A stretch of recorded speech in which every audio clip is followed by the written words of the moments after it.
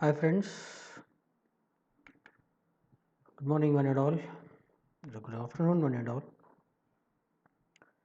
This is Professor Nyamatulla Patel, Assistant Professor, Department of Computer Science and Engineering, Hirashugar Institute of Technology, dealing with the subject data mining and data warehousing. So now in this video lecture I am going to cover module 4. So module 4 is classification. So in this module we are going to cover decision tree induction, methods for comparing classifiers, rule based classifiers, nearest neighbor classifier and Bayesian classifier. Okay, so in this video again I am using the notes of Sandeep Kumar sir from Cambridge University,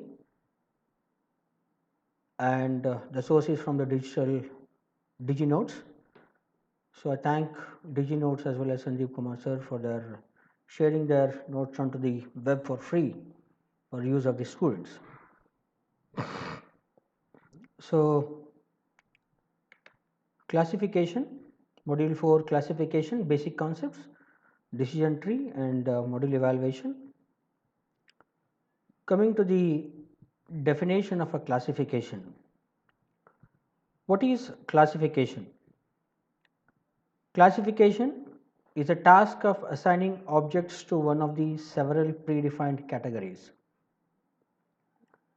So how we classify? We classify human beings into two sexes, one is male and another is female.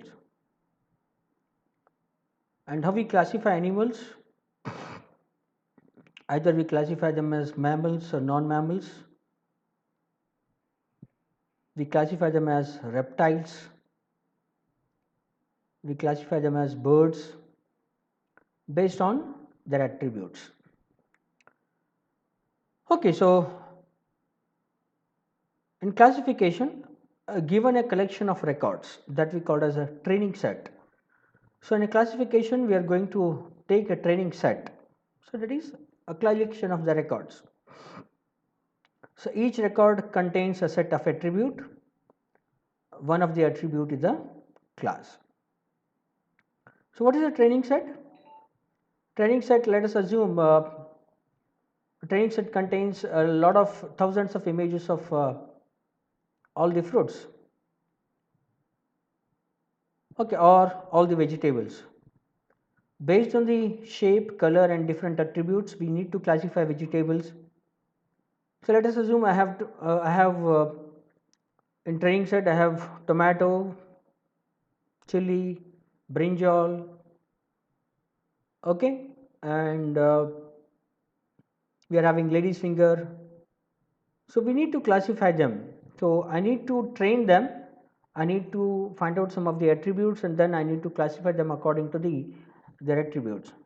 So given a collection of record, each record contains a set of attributes. One of the attributes is a class. So now to do this I need to have a model. So this model will apply certain algorithms.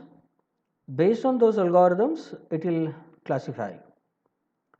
So I need to find a model for class attribute, that is nothing but a function of the values of their attributes. So I need to apply a function to the input and I need to generate the output, that is the class label. Okay. So this is an example, this is an block diagram of a classification model. So input I am giving an attribute set, then output I am getting to which class a particular object belongs. Every object is having a set of attributes. Based on attributes we need to classify those objects into the particular classes.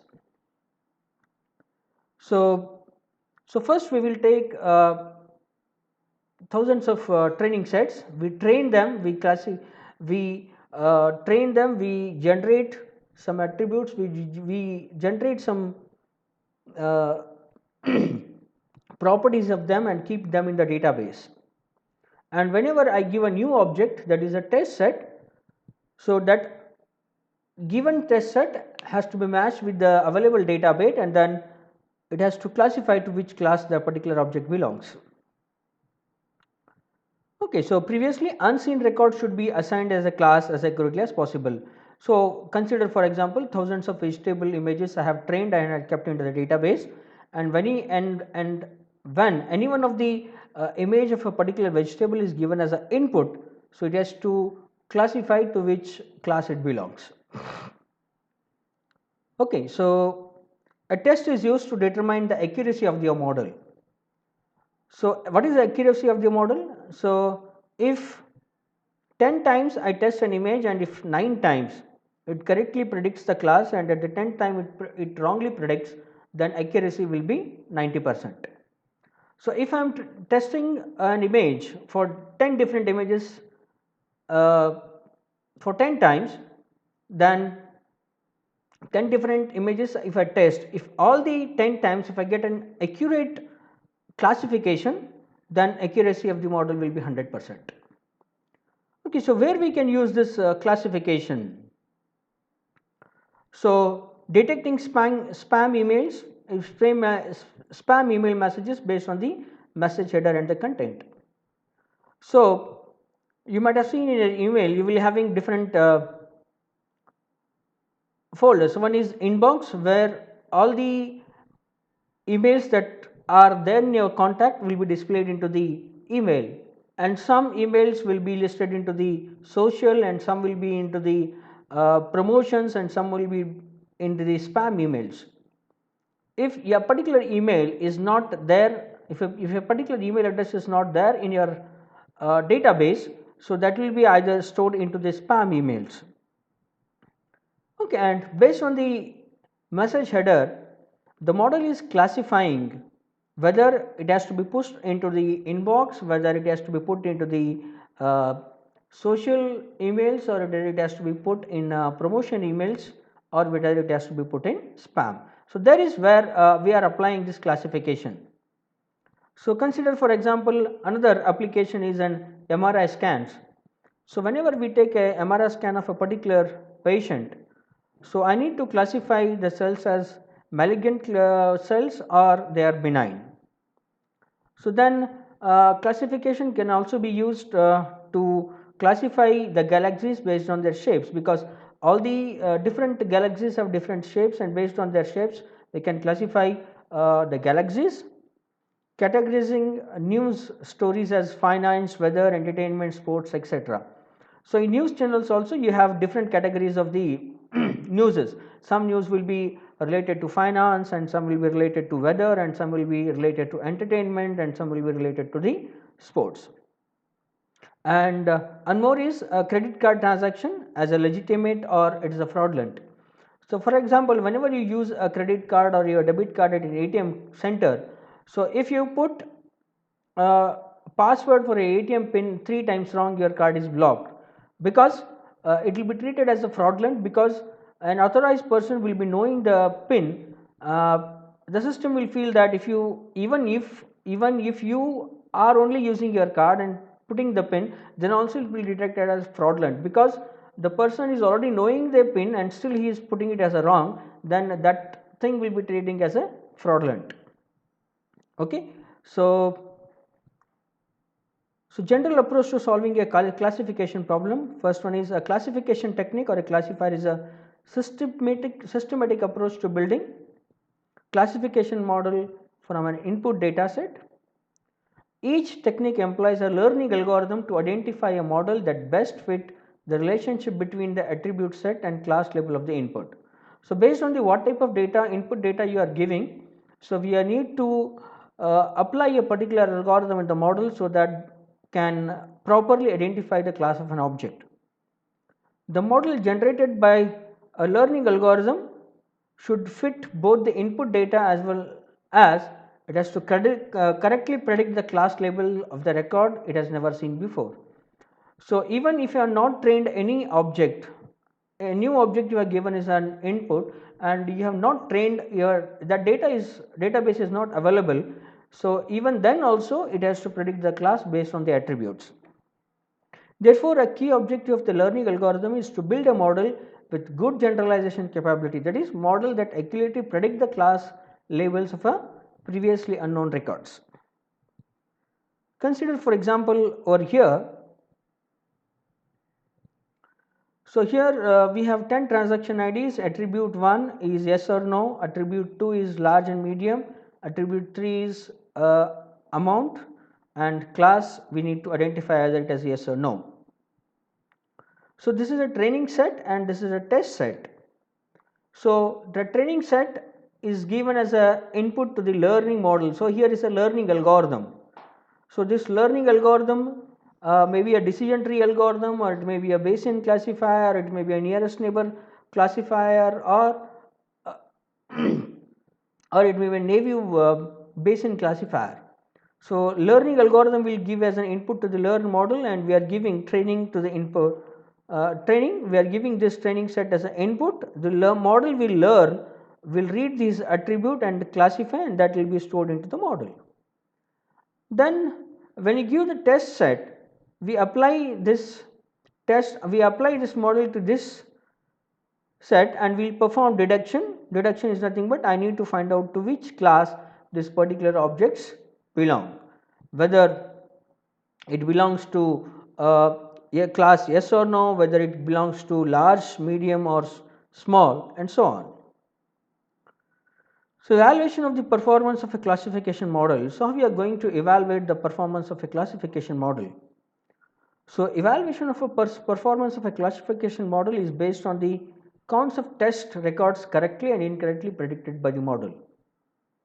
So, the performance of a model completely depends on how many tests it is correctly predicting and how many tests it is not correctly predicting. The counts are tabulated in a table known as confusion matrix. Consider, for example, so you have actual class 1 or class 0, predicted class is 1 and predicted class is 0. For F11 and F01 predicted class is 1 and F10 and F00 predicted class is 0. So, if f of 11 and f of 01 actually they belong to class 1, then prediction is successful, and if f of 10 and f of 00 actually they belong to class 0, then prediction is successful. So, if f of 11 is predicted as class 0, it is wrong prediction, or f of 00 is predicted as class 1, then it will be again a wrong prediction.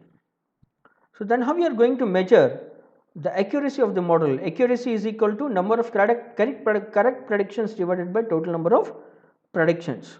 So, number of correct predictions f of 11 plus f of 00. So, if I say f of 11 and f of 00 both are the correct predictions, then how many number of predictions we did? We did 4 predictions. We did total 4 predictions. So, accuracy will be f of 11 plus f of 00 divided by f of 11 plus f of 10 plus f of 01 plus f of 00. Then what is an error? So, whenever you give an input data set, input data, input attributes, and if it predicts wrong, then that can be treated as a wrong prediction. So, that is f of 01 wrong prediction. So, if I say f of 10 and f of 01 are wrongly predicted, then error rate will be f of 10 plus f of 01 divided by total number of predictions. So, most classification algorithms seek models that attain the highest accuracy or equivalently. So, I need to build a model, I need to build a classification model that should have highest accuracy or nearest to the highest accuracy. And I expect what I expect from the classification model is it should have lowest error rate when applied to the test set. So, what are the different classification techniques available? So, classification techniques available is decision tree based methods, rule based methods, memory based reasoning, neural networks, naive Bayes and Bayes belief networks support vector machines. So, in this model we are going to discuss only decision tree based methods and rule based method and uh, Bayesian classifiers. Only these things are covered into this module. So, coming to the first one, decision tree. Okay, so the first one is decision tree algorithm. So, the decision tree is having 3 nodes. A root node that has no incoming edges and 0 or more outgoing edges. Which node is called as a root node? A root node that has no incoming edges and 0 or more outgoing edges. And what are the internal nodes? Each of which internal nodes is having exactly one incoming edge and 2 or more outgoing edges.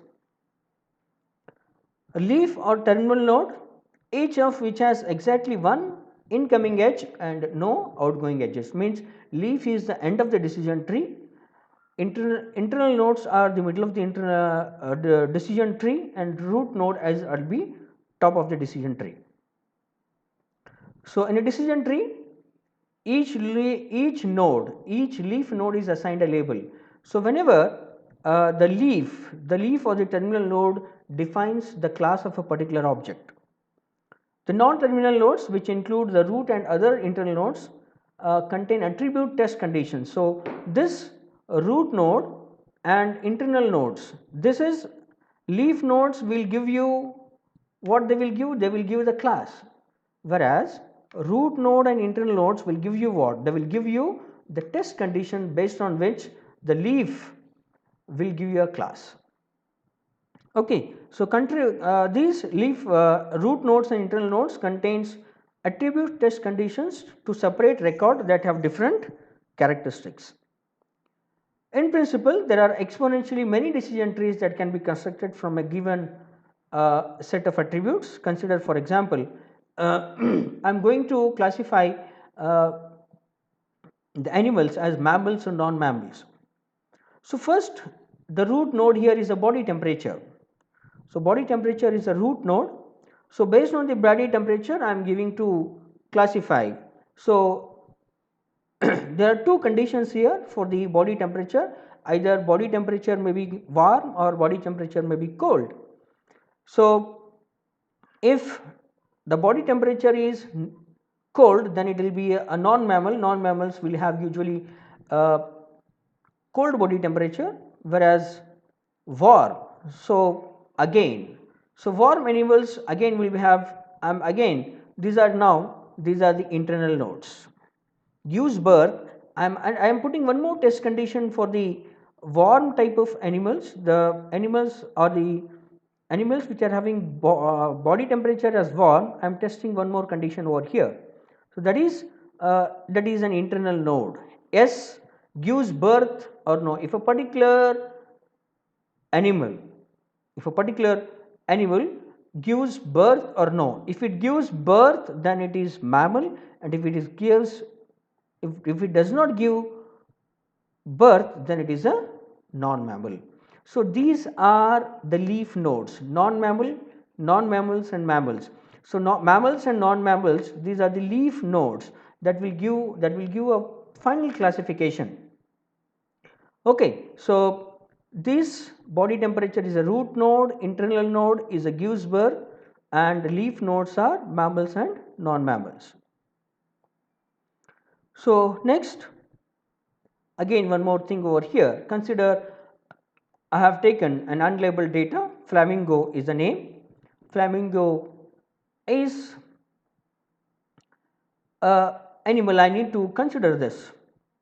So, it is having body temperature as warm. It is not gives any birth. Then class I need to identify.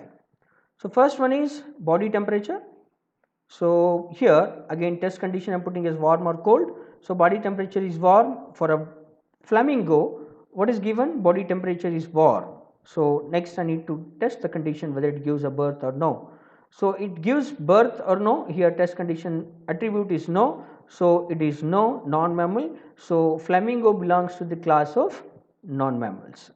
So this vertebrate is the flamingo vertebrate is assigned to the class non-mammals. Next, coming to the Hunt's algorithm. In Hunt's algorithm, a decision tree is grown in a recursive fashion by partitioning the training records successfully Fourier data sets, subsets. So what is being done in a Hunt's algorithm? A decision tree is built and that decision tree is partitioned. The training records are successfully partitioned into the Fourier subsets. Let DIFI be the set of training records that are associated with the node T. So, and y1, y2, y3 are the class labels. So, whenever I give an input, either it has to belong to the any one of the class as y1, y2 or y3 with the class labels. The following is a recursive definition of Hunt's algorithm. So, what is that? Step 1. If all the records in D of T belong to the same class y of T, then T is a leaf node labeled as yt. If D of I contains record that belong to more than one class, an attribute test condition is to be selected to partition the records into the subsets. So that is I need to create a child node. A child node is to be created for each outcome of the test condition and the records in D of T are distributed to the children based on the outcome. The algorithm is then recursively applied to the each child node. So again, here let us take again an example training set for predicting borrowers who will default on loan payments. So here is a set of records of the people whether they will be given with loan or no. So default borrower no means he is a repayment of the loan. He is a person who is we will repay back the loan, and S default S means the person is not able to pay back the loan. So let us take the first transaction ID 1, he is a homeowner S, it is a binary attribute. Then marital status, it is a categorical whether it is a single married. So in first case he is single. Then annual income is a continuous attribute, it is having 125k salary. Then default borrower is a class whether it is S or no means default the loan will be repaid back to him. So now how we will apply a decision tree to this. So first case is A, default no, means if a particular person belong to the class default no, he will be given with the loan. Okay, it's a homeowner, I am again putting second level of the decision tree, homeowner S or no. S means default no means default no. So whether either he is a home owner or no, he is repaying back the loan. Now the third condition, homeowner S, homeowner S, default no means he will repay back the loan. Homeowner no, then I am checking whether he is married or no. So again there are two conditions here, married, single or divorced. Homeowner no, he is single, divorced, then default is yes, means there are chances that he may not pay back the loan. Then married, default no, okay, so he will pay back the loan. So that is classification.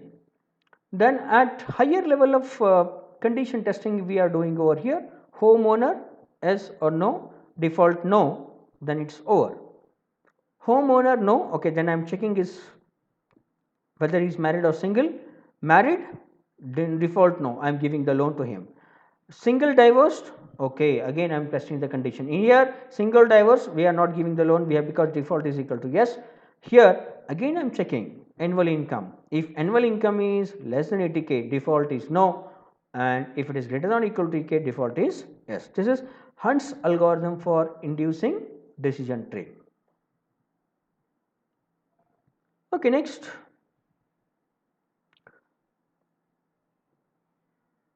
Okay, so that is what the classification we applied the previous example.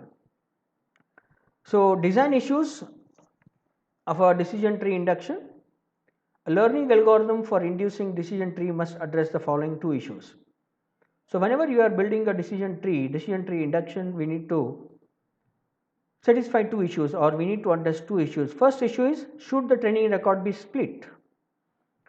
So now whenever you have a set of training set, whether this set is to be split or no, each recursive step of tree growing process must select an attribute test condition to divide the record into the smaller subsets.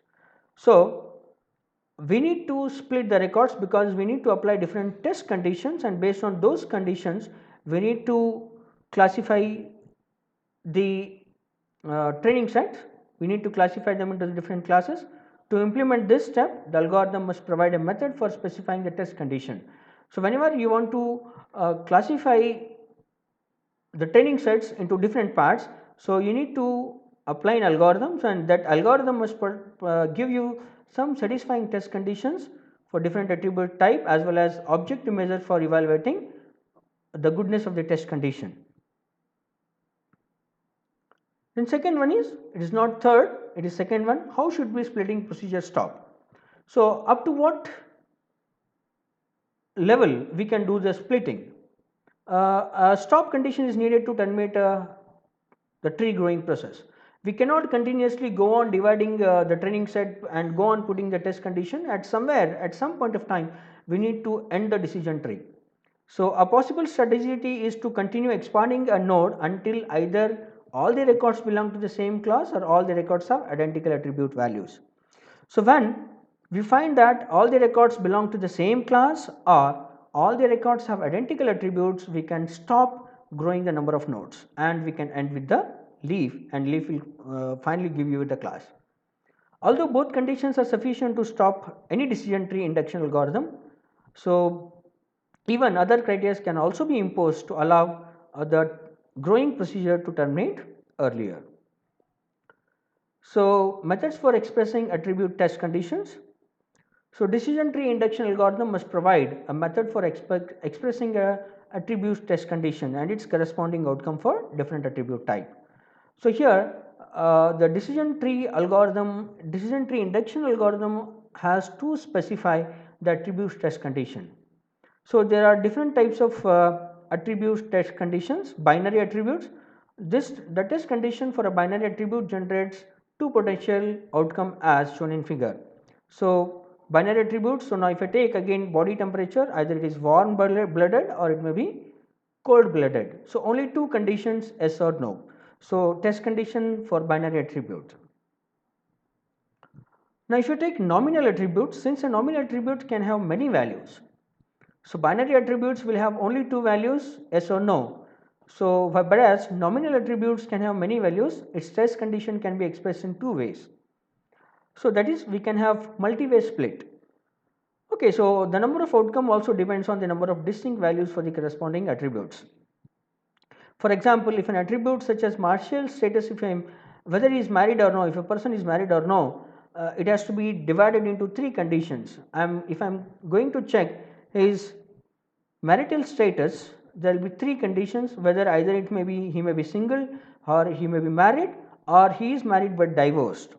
Okay, so this condition nominal attribute if I take, then it will split into three conditions.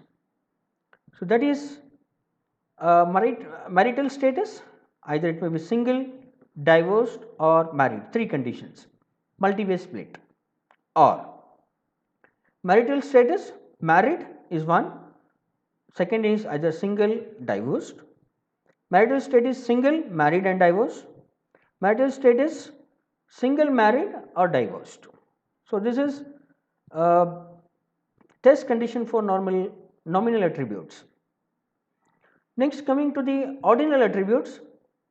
So ordinal attributes can also produce binary or multi-way splits. Ordinal attributes values can be grouped as long as the grouping does not violate the order property. So now here is condition he is putting. What condition he is putting? It should not violate the order property of the attribute. What is an order property? So for example, if I am taking small, medium, extra large, small, medium, large is an order property. I cannot take extra large, small and medium and then large. No, it cannot be done.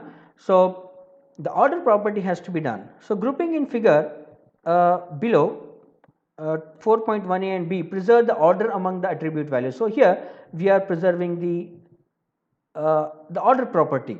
Shirt size, if you take small and medium, so after small medium comes, it is correct, large and extra large. Okay, so I am classifying the shirt size either small and medium into one category, large and extra large into another category. Shirt size small on one, medium, large and extra large. So that is also fine because it is also following the order property. When we come to the third condition, shirt size small and large is combined, which is not following the order property, because after small medium should come, but I am taking it as a large, then medium and extra large, which is again violating the order property. Okay, so that is for the ordinal attributes. Now continuous attributes. Okay, for continuous attributes, the test condition can be expressed as a comparison. So now here continuous attributes are put into the comparisons, that is A is less than V or A is greater than or V with binary outcomes. For a range query with outcome of the form, so now range queries, so A, value of A should be less than or equal to V of I and it should be less than V of I plus 1 for I equal to 1 to 2. So now here continuous attributes. So now what? Here A's value should be less than V of I and it should also be less than V of I plus 1. So if V of I is 1 and V of I plus 1 is 2, then the value of A should vary between 1 to 2. It should not be less than or equal, it should be less than 1 or 2. So the difference between these two approaches is shown in figure, for example over here. So annual income is greater than 8k, yes or no. So annual income, now different conditions, less than 10k, greater than 80k, two classifications. Now here this is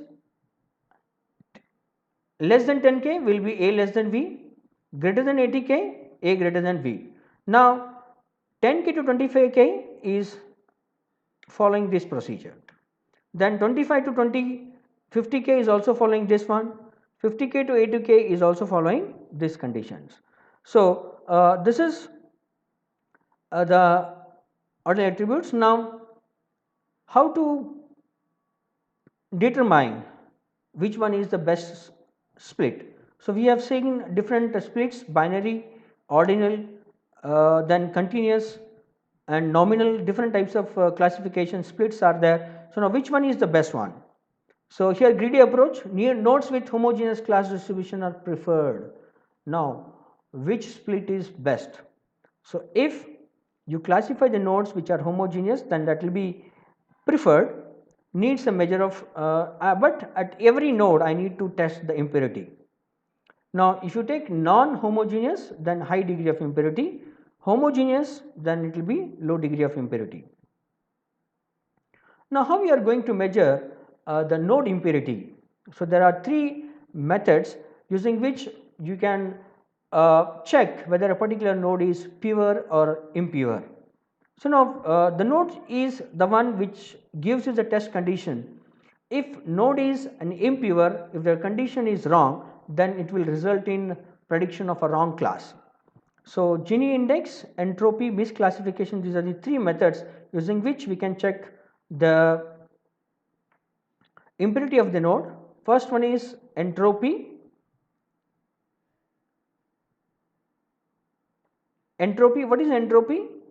Minus summation I equal to 0 to C minus 1 P of I by T log P to the base 2 P by I.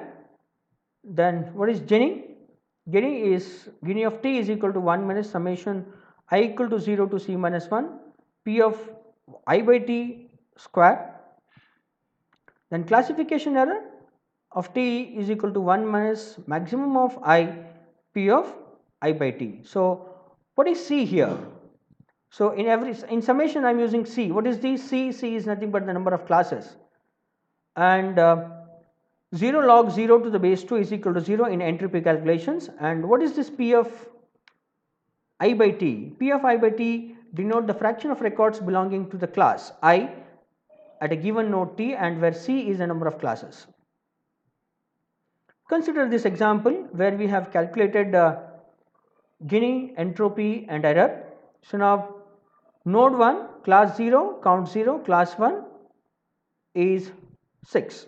Now, Gini is equal to 1 minus 0 by 6. Why this is 0? Because class 0 is 0, class 1 is 6, 0 by 6 bracket square minus 6 by 6 total counts bracket square, that is will give you a value of 0. Entropy is minus 0 by 6 log 0 by 6 to the base 2 minus 6 by 6 log base to the log 6 by 6 to the base 2 is equal to 0, and error is equal to 1 minus maximum of 0 by 6 by 6, that is again equal to 0.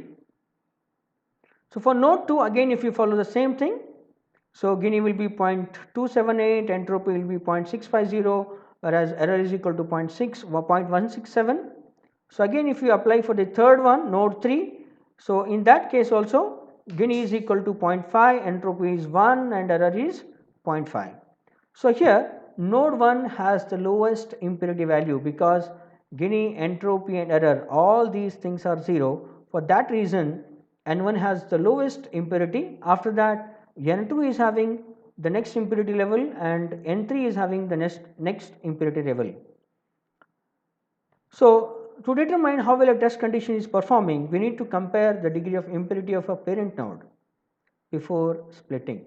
So, before you split any parent node into the child nodes, what we need to do is we need to check the degree of impurity of a parent node, okay, with the degree of impurity of the child node after splitting. So, after you split a parent node into the child node, at that point also you need to check for the impurity of the child nodes also.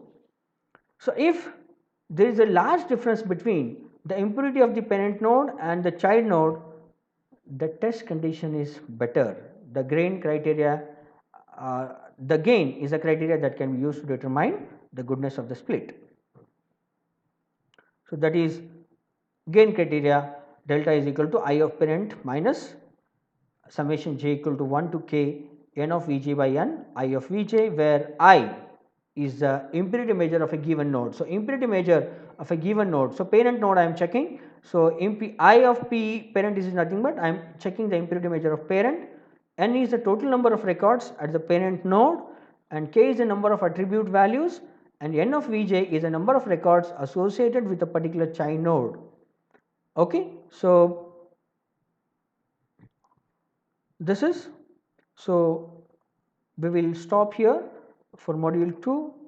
Okay. So, in the next video lecture I will continue with the second session.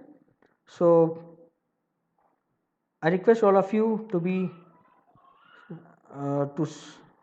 to stay at home to avoid coronavirus. Stay home, stay safe. Thank you one and all.